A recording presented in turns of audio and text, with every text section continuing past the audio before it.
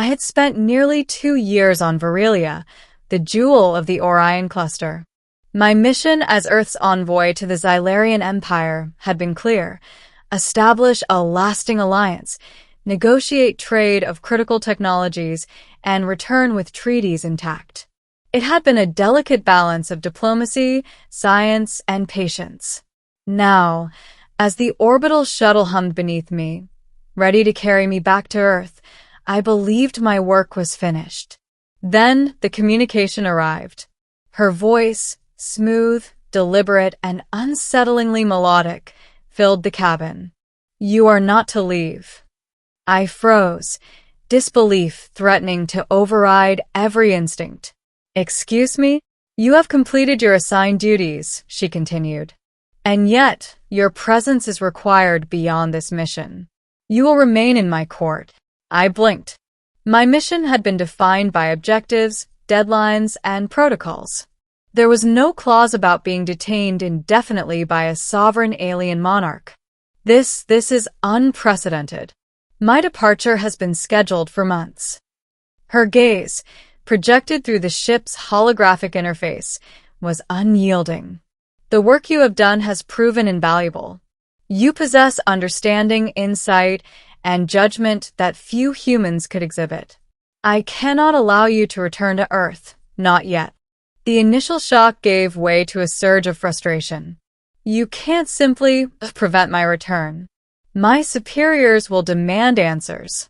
Earth has protocols, treaties, and—" "You misunderstand," she interrupted, her voice calm but firm.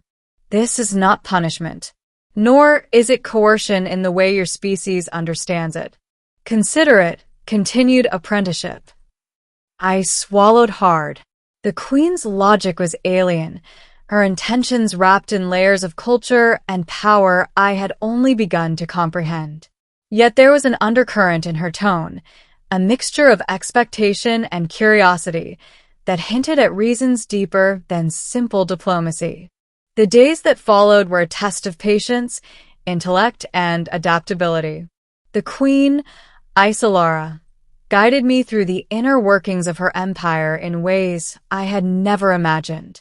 I attended councils where decisions affected trillions, observed negotiations with species more advanced than humans, and witnessed the delicate interplay of power, diplomacy, and philosophy. She did not order me to act, but she expected insight, contribution, and discretion. Every observation I made, every suggestion I offered, was analyzed and weighed. I quickly realized that my extended stay was not an arbitrary captivity, but an opportunity and a challenge. Weeks passed. I had been forced to abandon notions of immediate return and adapt to a new rhythm. Meals were served in chambers of soft bioluminescent light. Discussions were held in observation halls overlooking nebulae, and my quarters reflected a harmony of form and function alien to human sensibilities. Yet despite the beauty and intelligence surrounding me, I felt the absence of home, the pull of Earth, the voices of colleagues, the familiarity of a planet whose gravity I could feel without mediation. I often wandered the observation decks, staring down at the blue-green orb below, contemplating the strange path my life had taken. One evening, as the twin moons of Virilia rose over the crystal spires of her palace, Isolara approached. "Do you resent me?" she asked quietly, her eyes reflecting the moon's glow. "I do not understand your reasoning," I admitted. "I came to negotiate, complete my mission, and return. Instead, I find myself here indefinitely." "Resentment is natural," she said.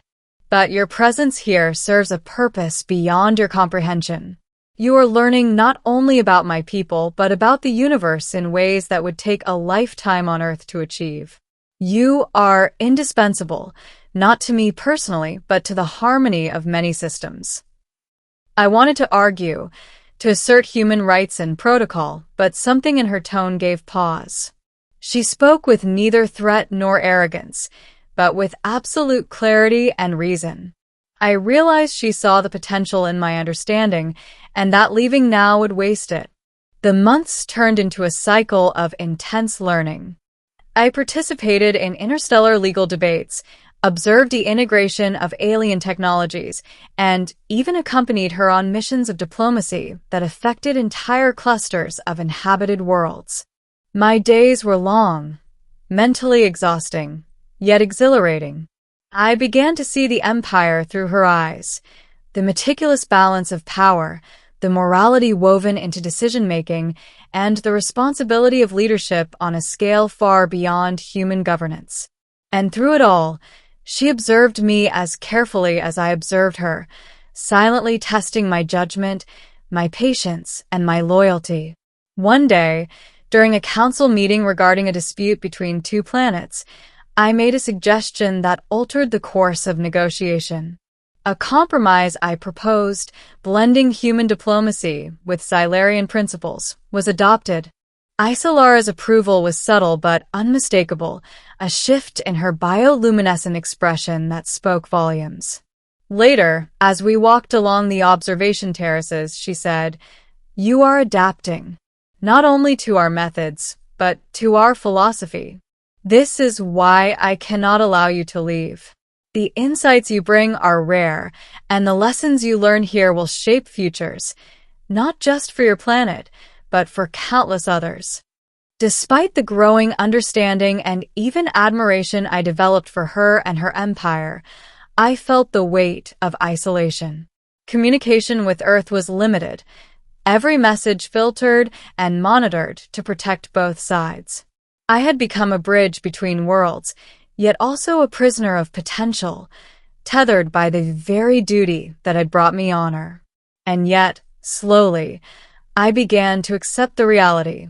My life had changed irreversibly. I would return to Earth one day, but not as I had left. I would carry knowledge, insight, and experience that could never be replicated. The Queen's refusal was not denial, but preparation. Years passed. My role evolved from student to advisor. I learned the subtleties of conflict resolution on a galactic scale, the art of weighing moral consequences, and the complexity of leadership where billions relied on decisions made in a single room. And through it all, Isolara remained a constant presence, a mentor, observer, and occasionally a challenger. There were moments of frustration, moments when I longed for the simplicity of Earth, but I began to recognize the extraordinary nature of my situation. I was no longer merely human.